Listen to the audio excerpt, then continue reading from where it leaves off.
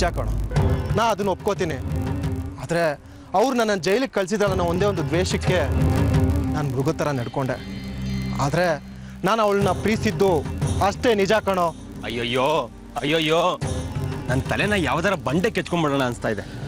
ಯಾಕೋ ಮಗ ಲವ್, ನನ್ನ ತಲೆನ ಗೊಬ್ಬರ ಮಾಡಬೇಡ ಕಣೋ. ಟೆನ್ಷನ್ ಮಾಡ್ಕೋಬೇಡ ಮಗ, ಹಿಂಗೆ ಹೇಳ್ತೀನಿ. ಮೇಘನ್ನ ಮೊದಲು ಒಂದು ಫಂಕ್ಷನಲ್ಲಿ ನೋಡಿದೆ.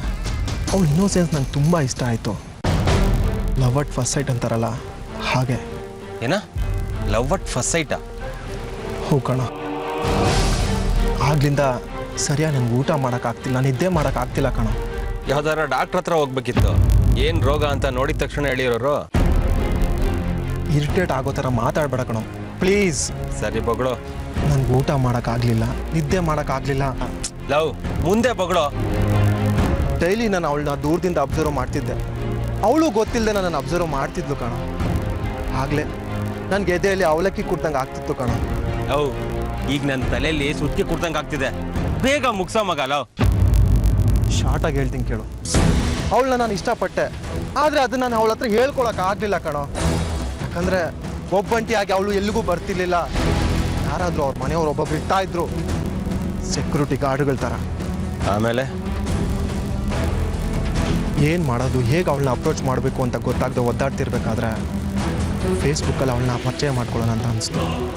ಎಲ್ಲಿ ಅವಳು ನಾನು ಅಂತ ಗೊತ್ತಾದರೆ ನನ್ನ ರಿಕ್ವೆಸ್ಟ್ನ ಅಕ್ಸೆಪ್ಟ್ ಮಾಡ್ಕೊಳ್ಳೋದಿಲ್ಲ ಅಂತ ಮಿನುಗುತಾರೆ ಅನ್ನೋ ಹೆಸರಲ್ಲಿ. ಯಾವ ತಾರೆ? ಮಿನುಗುತಾರೆ. ಸರಿ ಹೇಳು. ಮಿನುಗುತಾರೆ ಅನ್ನೋ ಒಂದು ಹೆಸರಲ್ಲಿ ಅವಳಿಗೆ ರಿಕ್ವೆಸ್ಟ್ ಕಳಿಸ್ದೆ.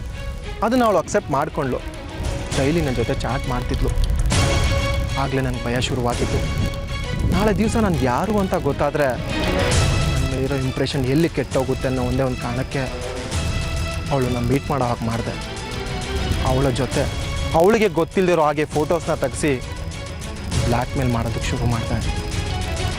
ಇಲ್ಲ ಅಂದಿದ್ರೆ ನಾನು ಆಶ್ಚರ್ಯ ಪಡಬೇಕಾಗಿತ್ತು. ಕತ್ತೆ ಯಾವಾಗಲೂ ಪಾಳ್ಗೋಡೆ ಹತ್ರನೇ ಇರೋ. ನಿಜ, ನಾನು ಒಪ್ಕೋತೀನಿ. ನಾ ಆ ಒಂದು ವಿಷಯದಲ್ಲಿ ಮಾತ್ರ ನಾನು ದೊಡ್ಡ ತಪ್ಪು ಮಾಡಿಬಿಟ್ಟೆ. ನಾನು ಅವಳಿಗೆ ಹರ್ಟ್ ಮಾಡಬೇಕನ್ನೋ ಉದ್ದೇಶ ನನಗೆ ಆಗಿರಲಿಲ್ಲ. ಹೇಗಾದರೂ ಮಾಡಿ ಅವಳ ಪ್ರೀತಿನ ಗೆಲ್ಲೇಬೇಕು ಅನ್ನೋದು ನನ್ನ ಗುರಿಯಾಗಿತ್ತು. ಆದರೆ ಅದು ಏನೇನೋ ಆಗಿ ಜೈಲಿಗೆ ಹೋಗೋ ಪರಿಸ್ಥಿತಿ ಬಂದ್ಬಿಡ್ತು. ಒಂದು ತಪ್ಪೆಜ್ಜೆ ನನ್ನ ಬದುಕಿನ ದಿಕ್ಕನ್ನೇ ಬದಲಾಯಿಸ್ಬಿಡ್ತು. ನನ್ನ ಪ್ರೀತಿನ ನನ್ನಿಂದ ದೂರ ಮಾಡಿಬಿಡ್ತು. ಸರಿ, ಅದಕ್ಕೊಂದು ಸಮಾಧಿ ಕಟ್ಬಿಡು, ಹಾಯಾಗಿರು. ನಡಿ ಹೋಗೋಣ. ಏನೋ ಮಗ, ನೀನೇ ಈಗ ಅಂದ್ಬಿಟ್ರೆ. ಮತ್ತೆ ಇನ್ನೇನು, ಅವಳಿಗೆ ಮದುವೆ ಫಿಕ್ಸ್ ಆಗಿದೆ ಕಣೋ. ಈ ಟೈಮಲ್ಲಿ ನೀನು ಹೋಗಿ ಅವಳನ್ನ ಪ್ರೀತಿಸ್ತೀನಿ ಅಂತ ಹೇಳಿದ್ರೆ ತಗೊಂಡು ರಪ್ಪ ರಪ್ಪ ಅಂತ ಬಾರಿಸ್ತಾಳೆ ನಿನಗೆ. ಅವಳು ಏನಾದರೂ ಮಾಡ್ಕೊಳ್ಳಿ ಮಗ, ಒಟ್ಟಿನಲ್ಲಿ ಅವಳು ನನಗೆ ಬೇಕು. ಅವೆಲ್ಲ ಕನ್ಸಿನ್ ಮಾತು ಕಣೋ, ಮರ್ತ್ಬಿಡೋ. ಇಲ್ಲ ಮಗ, ಅವಳು ನನಗೆ ಬೇಕು. ಅವಳನ್ನ ಮದುವೆ ಆಗಬೇಕು ಅಷ್ಟೇ. ಲೇ ಮೆಂಟ್ಲು, ನೀನು ಇವಾಗ ಅವಳ ಕಾಲಿಗೆ ಬಿದ್ದು ಬೇಡ್ಕೊಂಡ್ರು ಈ ಕೆಲಸ ನಡೆಯಲ್ಲ ಕಣೋ.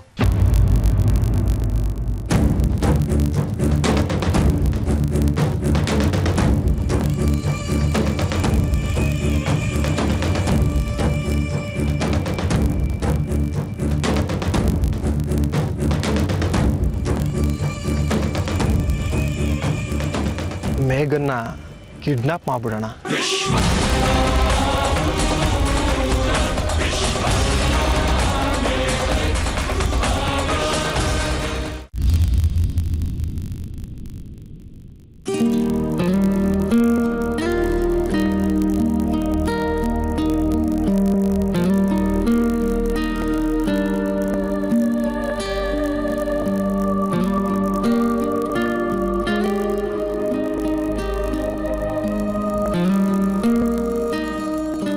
ಇದ್ರ ಜೊತೆ ಕೂತ್ಕೊಳ್ಳೋದೇ ಒಂದು ದೊಡ್ಡ ಪನಿಷ್ಮೆಂಟ್. ಇದರಲ್ಲಿ ನಾಚಿಗೆ ಬೇರೆ ಇವಳಿಗೆ. ಮಯೂರಿ ಸಿಗ್ಬೇಕಂದ್ರೆ ಈ ಜೋಕರ್ ಹೆಲ್ಪ್ ಬೇಕೇ ಬೇಕು ನನಗೆ. ಏನು ಮೇಡಮ್, ಏನೋ ಮಾತಾಡಬೇಕು ಅಂತ ಕರ್ಕೊಂಡು ಬಂದರೆ ಸೈಲೆಂಟಾಗಿ ಕೂತಿದ್ದೀರಲ್ಲ. ಏನು ಮಾತಾಡಬೇಕು? ಎನಿಥಿಂಗ್. ಮದುವೆ ಬ್ರೇಕ್ ಆಗಿದೆ, ಮನೇಲಿ ಸಿಚುವೇಶನ್ ಹೇಗಿದೆ ಅಂತ ಮಾತಾಡು. ಎಲ್ಲನೂ ನಮ್ಮ ನಿರೀಕ್ಷೆ ಮೀರಿ ನಡೀತಾ ಇದೆ ರಾಹುಲ್.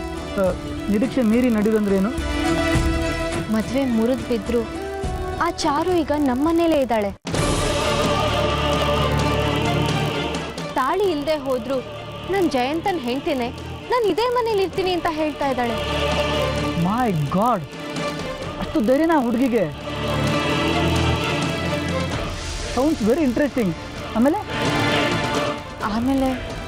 ಅಪ್ಪ ಅಮ್ಮನೂ ಅವಳನ್ನ ಕನ್ವಿನ್ಸ್ ಮಾಡೋಕ್ಕೆ ಟ್ರೈ ಮಾಡಿದ್ರು. ಆದರೆ ಅವಳು ಇದು ನಮ್ಮ ಸಂಸಾರದ ವಿಷಯ, ನೀವು ತಲೆ ಹಾಕಬೇಡಿ, ನಿಮಗೂ ಇದಕ್ಕೂ ಯಾವ ಸಂಬಂಧನೂ ಇಲ್ಲ ಅಂತ ಮುಖಕ್ಕೆ ಹೊಡೆದಾಗ ಹೇಳಿಬಿಟ್ಲು. ಓ ಹೌದಾ? ಆಮೇಲೆ ಈ ಹುಡುಗಿಗೆಲ್ಲೋ ತಲೆ ಕೆಟ್ಟಿದೆ ಅಂತ ಅವ್ರ ತಂದೆ ತಾಯಿಗೆ ಫೋನ್ ಮಾಡಿದ್ರೆ ಕೊಟ್ಟ ಹೆಣ್ಣು ಕುಲಕ್ಕೆ ಹೊರಗೆ, ಇನ್ನು ನಮಗೂ ಅವಳಿಗೂ ಸಂಬಂಧ ಇಲ್ಲ, ನೀವುಂಟು ಅವಳುಂಟು ಅಂತ ಹೇಳಿಬಿಟ್ರಂತೆ. ವಾವ್, ಈ ಥರ ಅಪ್ಪ ಅಮ್ಮನೂ ಇರ್ತಾರ? Sounds very very different. ಆಮೇಲೆ ಜಯಂತಣ್ಣ ಅವಳನ್ನ ಮನೆಯಿಂದ ಆಚೆ ಹಾಕಕ್ಕೆ ನೋಡಿದಾಗ ಮಚ್ಚನ ಅವಳ ಕುತ್ತಿಗೆಗೆ ಇಟ್ಕೊಂಡು, ನೀವೇನಾದರೂ ನನ್ನ ಮನೆಯಿಂದ ಆಚೆ ಹಾಕಕ್ಕೆ ನೋಡಿದ್ರೆ ನಾನು ಇಲ್ಲೇ ಸತ್ತು ಹೋಗ್ತೀನಿ ಅಂತ ಹೆದರ್ಸಿದ್ಲು. ಹೌದು, ಮನೆಯವರೆಲ್ಲ ನಡ್ದು ಹೋದ್ರು. ಮೈ ಗಾಡ್, ಆ ಹುಡುಗಿ ಈ ರೀತಿ ಎಲ್ಲ ಮಾಡ್ತಾಳೆ ಅಂತ ನನಗೆ ಕನಸಲ್ಲೂ ಇಮ್ಯಾಜಿನ್ ಮಾಡ್ಕೊಳಕ್ಕಾಗ್ತಿಲ್ಲ. ನಮಗಂತೂ ಏನು ಮಾಡಬೇಕು ಅಂತ ದಿಕ್ಕೇ ತೋಚ್ತಿಲ್ಲ. ಇವಳ ವಿಚಾರವಾಗಿ ನಮ್ಮ ಮನೇಲಿ ನೆಮ್ಮದಿನೇ ಇಲ್ದ ಹಾಗಾಗೋಗಿದೆ ರಾಹುಲ್.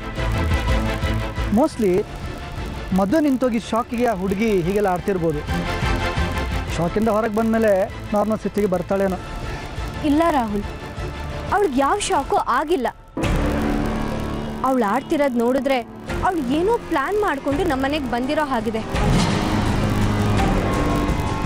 ಯಾಕೋ ಟೈಮೇ ಸರಿಗಿಲ್ಲ. ಒಂದಾದ್ಮೇಲೆ ಒಂದು ಸಮಸ್ಯೆ ಬರ್ತಾನೆ ಇದೆ.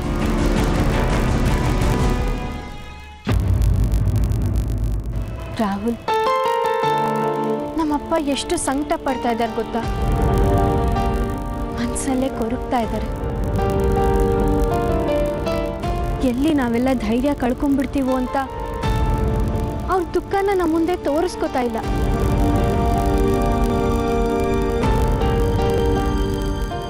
ಎಷ್ಟು ಖುಷಿಯಾಗಿದ್ವಿ ಗೊತ್ತಾ ನಾವೆಲ್ಲ. ನಮ್ಮ ಮನೆಯಲ್ಲಿ ಈ ರೀತಿ ಎಲ್ಲ ಆಗ್ತಿದ್ಯಾ ಅಂತ ನನಗೆ ಆಶ್ಚರ್ಯ ಆಗ್ತಾ ಇದೆ.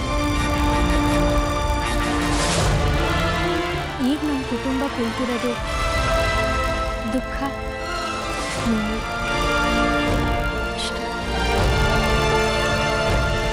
ಖುಷಿ ಅನ್ನೋದು ಮರೀಚಿಕೆ ಆಗ್ಬಿಟ್ಟಿದೆ.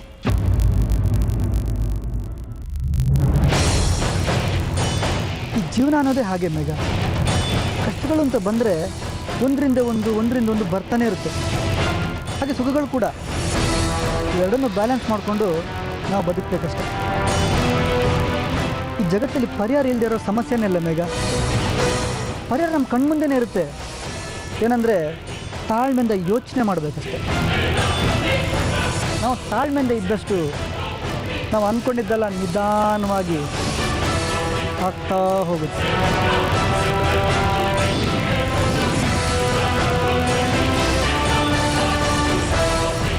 ರಾಹುಲ್, ನೀವು ಈ ರೀತಿ ಕಾಮಿಡಿ ಮಾಡಿಕೊಂಡು ಜವಾಬ್ದಾರಿ ಇಲ್ಲದೆ ಓಡಾಡ್ತಿದ್ದೊಂದು ಬಾಯಲ್ಲಿ ವೇದಾಂತ ಮಾತುಗಳು ಹೇಗೆ ಬಂತು ಅಂತ ಆಶ್ಚರ್ಯ ಆಗ್ತಿದೆಯಾ? ಛೇ, ಹಾಗಲ್ಲ. ಈ ಸಮಾಜನೇ ಹಾಗೆ ಮೇಘ.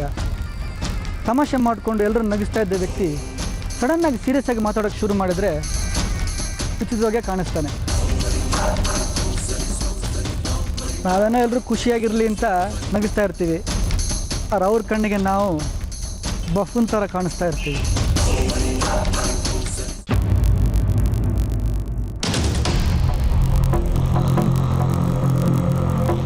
ಏ ಮೇಘ, ಏನಾಯಿತು? ಯಾಕೆ ಹೀಗೆ ನೋಡ್ತಾ ಇದೆಯಾ? ಏನೇನೋ ಮಾತಾಡ್ತಿದ್ದೀನಿ ಅಂತನಾ? ನನ್ನ ಮಾತುಗಳನ್ನ ತುಂಬ ಡೀಪಾಗಿ ತೊಗೋಬೇಡ. ನಿನ್ನೆ ನನ್ನ ಫ್ರೆಂಡ್ ಒಂದು ಆಧ್ಯಾತ್ಮಿಕ ಕೇಂದ್ರಕ್ಕೆ ಕರ್ಕೊಂಡೋಗಿದ್ದ. ಅಲ್ಲಿ ಕೇಳಿಸ್ಕೊಳ್ಳಿದ ಮಾತುಗಳನ್ನ ನಿಂಗೆ ಹೇಳ್ತಾ ಇದ್ದೀನಿ ಅಷ್ಟೇ. ಬಟ್ ಡೀಪಾಗಿ ಯೋಚನೆ ಮಾಡಿದರೆ ಈ ಮಾತುಗಳಲ್ಲಿ ಸತ್ಯ ಇದೆ ಅನಿಸುತ್ತೆ ಅಲ್ವಾ? ಹೌದು ರಾಹುಲ್, ನೀವು ಹೇಳಿದ್ರಲ್ಲಿ ಖಂಡಿತವಾಗ್ಲೂ ಸತ್ಯ ಇದೆ. ಈಗ ಒಂದು ಮಟ್ಟಿಗೆ ಸಮಾಧಾನ ಆಯಿತು. Thank you. What is this Megha? ನಮ್ಮದು ಈ ಥರ ಫಾರ್ಮ್ಯಾಟಿಸ್ ಎಲ್ಲ ಇರಬಾರ್ದು. ಆದರೂ ತುಂಬ ಒಳ್ಳೆಯವರಿಗೆ ಆ ದೇವರು ಜಾಸ್ತಿ ಕಷ್ಟ ಕೊಡ್ತಾನೆ ಅನ್ನೋದಕ್ಕೆ ನಮ್ಮ ಮಯೂರಿನೇ ಸಾಕ್ಷಿ. ಒಬ್ರಿಗೂ ಒಂದು ಕೇಡು ಬಯಸ್ತಿರೋ ಹುಡುಗಿ ಈ ರೀತಿಯೆಲ್ಲ ನೋವು ಅನುಭವಿಸ್ತಾಳಂದರೆ ಇಂಥವ್ರಿಗೆ ಆದರೂ ಮನಸ್ಸಿಗೆ ತುಂಬ ನೋವಾಗುತ್ತೆ. ಅದು ಸರಿ, ನಿಮ್ಮ ತಂದೆ ಇಂಥ ವಿಚಾರಗಳನ್ನೆಲ್ಲ ತುಂಬ ಸೂಕ್ಷ್ಮವಾಗಿ ಹ್ಯಾಂಡಲ್ ಮಾಡ್ತಾರೆ ಅಲ್ವಾ? ಚಾರುನ ಮನೆಯಿಂದ ಆಚೆ ಕಳಿಸೋದ್ರ ಬಗ್ಗೆ ಏನು ಯೋಚನೆ ಮಾಡಿಲ್ವಾ? ಅಪ್ಪಂಗೆ ಯಾರೋ ಇನ್ಸ್ಪೆಕ್ಟರ್ ಗೊತ್ತಿದ್ದಾರಂತೆ, ಅವ್ರ ಹೆಲ್ಪ್ ತಗೊಳ್ಳೋಣ ಅಂತ ಯೋಚನೆ ಮಾಡ್ತಾ ಇದ್ದಾರೆ. ತುಂಬ ಕಾಂಪ್ಲಿಕೇಟೆಡ್ ಇಶ್ಯೂ ಅಲ್ವಾ ಇದು? ಲವ್ ಮಾಡಿ ಮದುವೆ ಆಗಿಲ್ಲ ಅಂತ ಮನೆ ಮುಂದೆ ಪ್ರೊಟೆಸ್ಟ್ ಮಾಡೋದನ್ನ ಕೇಳಿದ್ದೀನಿ. ಬಟ್ ಈ ಥರ ಮನೆಯಲ್ಲೇ ಬಂದು ಸೆಟ್ಲ್ ಆಗೋದನ್ನ ಫಸ್ಟ್ ಟೈಮ್ ಕೇಳ್ತಾ ಇರೋದು. ಪಾಪ ಮಾವ ಅದು ಹೇಗೆ ಹ್ಯಾಂಡಲ್ ಮಾಡ್ತಾರೋ ಅವಳನ್ನ. ನನ್ನಿಂದ ಹೆಲ್ಪ್ ಆಗಬೇಕಾ? ಅಯ್ಯೋ ಬೇಡಪ್ಪ, ಈಗಾಗಲೇ ತ್ರಿಪುರ ಸುಂದರಿ ಅಜ್ಜಿ ನಮ್ಮ ಬಗ್ಗೆ ಏನೇನು ಅಂದ್ಕೊಂಡಿದ್ದಾರೋ ಏನೋ. ಮದುವೆ ಮುಗಿಸ್ಕೊಂಡು ಬಂದಾಗ್ಲಿಂದ ಒಂಥರ ಸೀರಿಯಸ್ ಆಗಿದ್ದಾರೆ ಅವರು. ನಾನು ಮಾತಾಡ್ಸೋಕ್ಕೆ ಟ್ರೈ ಮಾಡಿದೆ. ಗ್ರ್ಯಾಂಡ್ ಸನ್, ನನಗೆ ಮಾತಾಡೋ ಮೂಡಿಲ್ಲ, ನಾನು ಡಿಸ್ಟರ್ಬ್ ಮಾಡಬೇಡ ಅಂದ್ಬಿಟ್ರು. ಹೌದಾ? ಲೀವ್ ಇಟ್, ಎಲ್ಲ ಸರಿ ಹೋಗುತ್ತೆ. ಸ್ವಲ್ಪ ಪ್ರೆಷರ್ ಹಾಕಿದರೆ ಇವಳು ಮನೆಯವರು ವೀಕ್ ಆಗಿಬಿಡ್ತಾರೆ. ಚಾರು ಮಾಡಿದ ಕೆಲಸನೇ ನಾನು ಮಾಡಬೇಕು.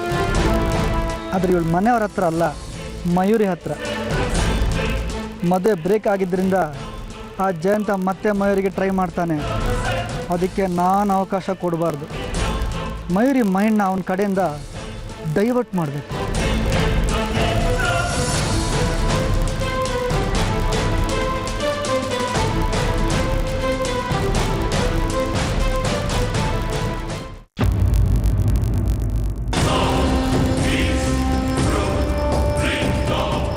ಸ್ವೀಟ್ ಎಲ್ಲ ಯಾಕತ್ತೆ? ತಿನ್ನು ಚಾರು, ತಿನ್ನು. ಇವತ್ತಿನ ಮಟ್ಟಿಗೆ ಚೆನ್ನಾಗಿ ನೀರಿಳಿಸ್ದೆ. ಈ ಕ್ರೆಡಿಟ್ ಎಲ್ಲ ನಿಮಗೆ ಹೋಗಬೇಕು ಅತ್ತೆ. ಅವನ್ನೆಲ್ಲ ಕರ್ಕೊಂಡು ಬಂದು ನಾನೆಲ್ಲ ಸೊಸೆ ಅಂತ ಇಂಟ್ರಡ್ಯೂಸ್ ಮಾಡದೆ ಹೋಗಿದ್ರೆ ದೊಡ್ಡಮ್ಮನಿಗೆ ಹಾರ್ಟ್ ಅಟ್ಯಾಕ್ ಆಗ್ತಿರ್ಲಿಲ್ಲ ಅನ್ಸುತ್ತೆ. ಅವ್ರಿಗೆ ಹಾಗಾಗಲಿ ಅಂತಾನೆ ನಾನು ಹಾಗೆ ಮಾಡಿದ್ದು. ನಮಗೆ ಹಾರ್ಟ್ ಅಟ್ಯಾಕ್ ಬರಲಿಲ್ವಾ ಮಂಟಪದಲ್ಲಿ?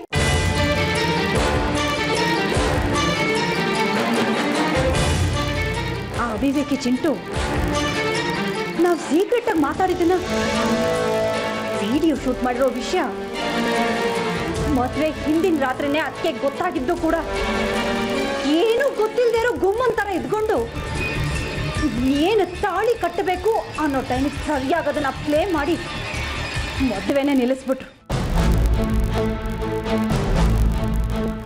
ಆ ವಿಷಯನ ನೆನೆಸ್ಕೊಂಡ್ರೆ ಈಗ್ಲೂ ನನ್ನ ಮೈಯೆಲ್ಲ ಉರಿಯತ್ತೆ ಚಾರು. ನಿಮಗ್ ಮಾತ್ರ ಅಲ್ಲ ಅತ್ತೆ, ಅದನ್ನ ನೆನ್ಸ್ಕೊಂಡ್ರೆ ನನ್ನ ಮೈ ಎಲ್ಲ ಬೆಂಕಿ ಆಗತ್ತೆ. ಅವ್ರ ಆ ವಿಡಿಯೋನ ನೋಡಿದ ಕೂಡಲೇ ನಮ್ಮೆಲ್ರನ್ನ ಕರೆಸಿ ನ್ಯಾಯ ಪಂಚಾಯಿತಿ ಮಾಡ್ಬೋದಾಗಿತ್ತು. ನೀವು ಮಾಡಿದ ತಪ್ಪು ಕ್ಷಮಾಪಣೆ ಕೇಳಿ ಅಂತ ನನ್ನಿಂದ ಕ್ಷಮಾಪಣೆ ಹೇಳಿಸ್ಬೋದಾಗಿತ್ತು. ಆದ್ರೆ ಅವರು ನೀನು ಆಸೆ ಮನೆ ಮೇಲಿದ್ದಾಗಲೇ ಅದನ್ನ ಹೊರಗೆ ತೆಗಿತಾರೆ ಅಂದ್ರೆ ಅವ್ರಿಗೆ ನಮ್ಮ ಮೇಲೆ ಎಷ್ಟು ದ್ವೇಷ ಇರಬೇಕು ಅನ್ನೋದನ್ನ ಯೋಚನೆ ಮಾಡು ಚಾರು. ಅವ್ರು ನಮ್ಗೆ ಅವಮಾನ ಮಾಡ್ಬೇಕು ಅಂತಾನೆ ಪ್ಲಾನ್ ಮಾಡಿ ಎಕ್ಸಿಕ್ಯೂಟ್ ಮಾಡಿದಾರತ್ತೆ. ಎಲ್ಲಾರ ಮುಂದೆ ನಮ್ನ ವಿಲನ್ಗಳ ತರ ತೋರಿಸಿ ತುಂಬಿ ಸಭೆಲಿ ನಮ್ಗೆ ಅವಮಾನ ಮಾಡ್ಬಿಟ್ರು ಅತ್ತೆ. ನನ್ನ ಗಂಡ ನನ್ನ ಮೇಲೆ ಕೈ ಮಾಡೋದಿಲ್ಲ, ನನ್ನ ಎದುರು ನಿಂತು ಮಾತಾಡೋದಕ್ಕೂ ಹೆದರಿ ನಡ್ಕೋರು.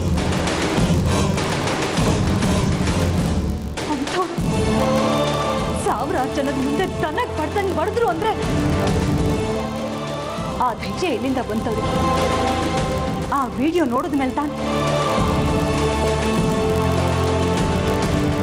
ಅದನ್ನ ನೆನೆಸ್ಕೊಂಡ್ರೆ ಯಾಕಪ್ಪ ನಾನಿನ್ನೂ ಆತ್ಮಹತ್ಯೆ ಮಾಡ್ಕೊಂಡು ಸತ್ತಿಲ್ಲ, ಇನ್ನು ಯಾಕಪ್ಪ ಬದುಕಿದ್ದೀನಿ ಅನ್ನೋಷ್ಟು ದುಃಖ ಆಗತ್ತೆ ಚಾರು ನನಗೆ.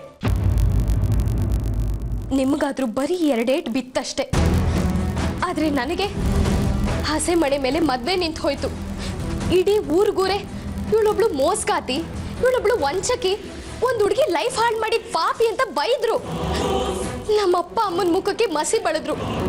ಇದೆಲ್ಲ ಯಾರಿಂದ?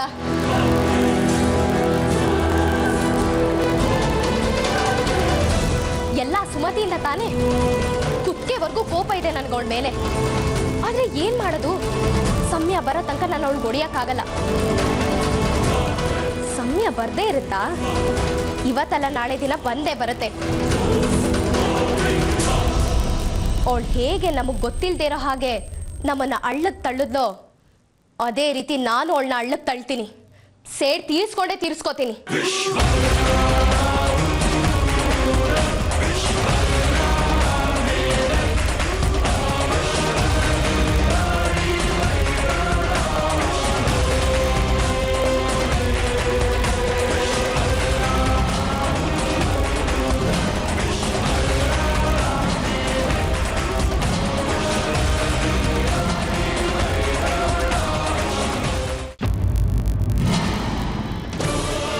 ಇದೊಂದು ವಿಷಯದಲ್ಲಿ ನನಗೆ ಹೆಲ್ಪ್ ಮಾಡ್ಬಿಡು. ಸಾಯೋ ತನಕ ನಿನ್ನ ರೂಮ್ದಲ್ಲಿ ಇರ್ತೀನಿ. ಸಾಯೋ ತನಕ ರೂಮ್ದಲ್ಲಿ ಇರೋದಲ್ವೋ ನನ್ನ ಮಗನೇ, ಜೈಲಲ್ಲಿ ಇರ್ಬೇಕಾಗತ್ತೆ ನಾವಿಬ್ರು.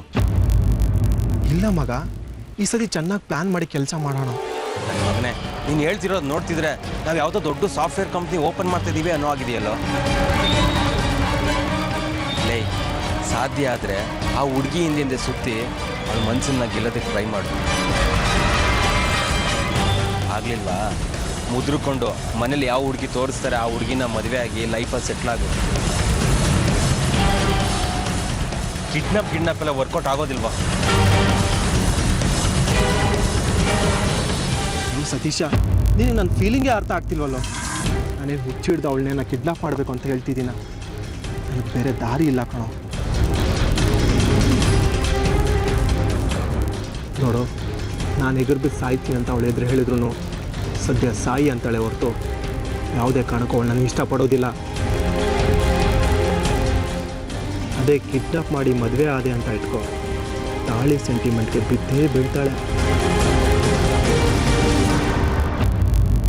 ಒಟ್ಟಿನಲ್ಲಿ ಒಳ್ಳೆಯವನೋ ಕೆಟ್ಟವನೋ ತಾಳಿ ಕಟ್ಟಿದ ಗಂಡ ಅಂತ ಸ್ವೀಕಾರ ಮಾಡೇ ಮಾಡ್ತಾಳೆ. ಮೊದಲೇ ಅವ್ರ ಮನೆಯವರು ಸಂಪ್ರದಾಯಸ್ಥರು, ಗೊಣಕೊಂಡಾದರೂ ಒಪ್ಕೋತಾರೆ. ಇಷ್ಟಕ್ಕೂ ನನಗೇನೋ ಕಡಿಮೆ ಆಗಿದೆ. ಆಸ್ತಿ ಇಲ್ವಾ, ಅಂತಸ್ತಿಲ್ವಾ, ಅಂದ ಇಲ್ವಾ, ಸಿಕ್ಸ್ ಪ್ಯಾಕ್ ಇಲ್ವಾ. ಮೊದಲಿಗೆ ನನ್ನ ಮೇಲೆ ಕೋಪ ತೋರಿಸ್ತಾಳೆ. ದಿನಗಳೇನೋ ಕಳೀತಾ ಅಡ್ಜಸ್ಟ್ ಆಗ್ಬಿಡ್ತಾಳೆ. ರಾಣಿ ಥರ ನೋಡ್ಕೊತೀನಿ ಅವಳನ್ನ. ನೀನು ಹೇಳ್ತಿರೋದು ಕೇಳ್ತಿದ್ರೆ ನಿನ್ನ ಉದ್ದೇಶ ಕೆಟ್ಟದ್ದಲ್ಲ ಅನಿಸ್ತಿದೆ. ಲವ್, ನಾನು ಅವಳ ಜೊತೆ ಜೀವನನ ಹಂಚ್ಕೋಬೇಕು ಅಂತಿದ್ದೀನಿ ಕಣೋ, ಹಾಳು ಮಾಡಬೇಕು ಅಂತಲ್ಲ. ಪ್ಲೀಸ್ ದಯವಿಟ್ಟು ಸಹಾಯ ಮಾಡೋ.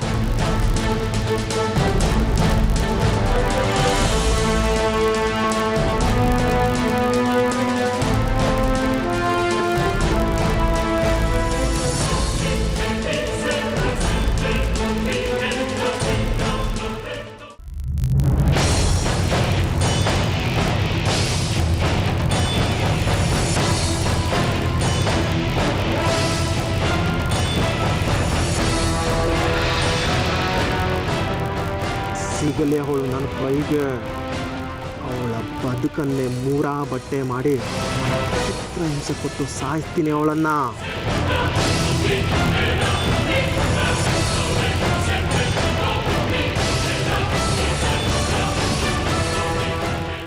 ಪ್ಲೀಸ್ ಕಣ ಸತೀಶ. ಸರಿ, ನೀನು ಅಂದ್ಕೊಂಡಿರೋ ಕೆಲಸ ಸ್ವಲ್ಪ ರಿಸ್ಕೆ, ಆದರೂ ಹೆಲ್ಪ್ ಮಾಡ್ತೀನಿ.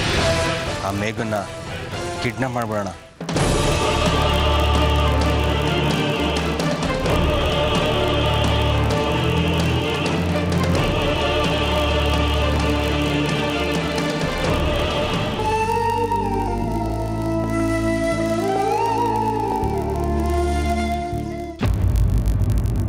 ಒಬ್ಬಳೇ ಕೂತಿದ್ದಾಳೆ.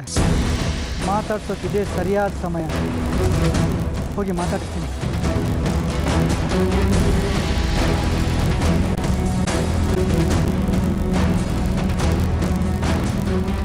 ಮಯೂರಿ, ರಾಹುಲ್, ಕೂತ್ಕೋ. ಒಬ್ಬಳೇ ಕೂತ್ಕೊಂಡು ಏನು ಮಾಡ್ತಿದ್ದೆ?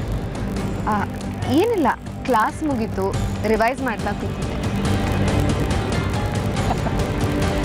ಜಗತ್ತಲ್ಲಿ ಉಲ್ಟಾ ಬುಕ್ನ ಹಿಡ್ಕೊಂಡು ರಿವೈಸ್ ಮಾಡೋ ಮೊದಲನೇ ವ್ಯಕ್ತಿ ನೀನೇ.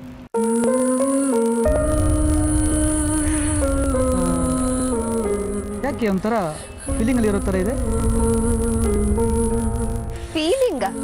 ಹ್ಞೂ, ಮದುವೆ ಹಾಲಲ್ಲಿ ನಡೆದಿದ್ದನ್ನ ಯೋಚನೆ ಮಾಡಿಕೊಂಡು ಕೊರಗ್ತಾ ಇದೇನೋ ಅಂತ ಅಂದ್ಕೊಂಡೆ. ಇಲ್ಲಪ್ಪ, ನಾನು ಅದನ್ನೆಲ್ಲ ಆಗಲೇ ಮರ್ತ್ಬಿಟ್ಟೆ.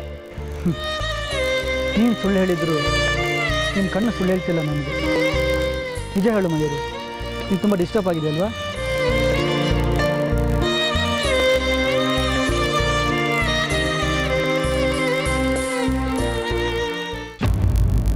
ಈ ಲವ್ ಅನ್ನೋದೇ ಹೀಗೆ, ಇದೆಲ್ಲ ಥರ ಫೀಲಿಂಗ್ಸ್ ಕೊಡುತ್ತೆ ಮನುಷ್ಯನಿಗೆ. ಕೋಪ ಬರ್ಸುತ್ತೆ, ಪ್ರೀತಿ ಮಾಡೋಕ್ಕೆ ಹೇಳುತ್ತೆ, ಅನುಮಾನ ಪಡುತ್ತೆ, ತಾಳ್ಮೆನ ಪರೀಕ್ಷೆ ಮಾಡುತ್ತೆ, ಮುದ್ದು ಮಾಡುತ್ತೆ, ದೂರ ತಳ್ಳುತ್ತೆ. It's full of feelings.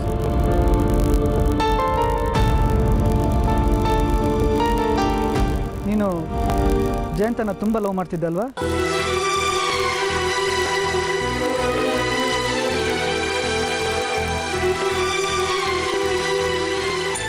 ನಿಜ ಹೇಳು ಮಯೂರಿ, ನೀನು ಇವಾಗಲೂ ಜಯಂತನ ತುಂಬ ತುಂಬ ಲವ್ ಮಾಡ್ತಿದ್ದಲ್ವಾ?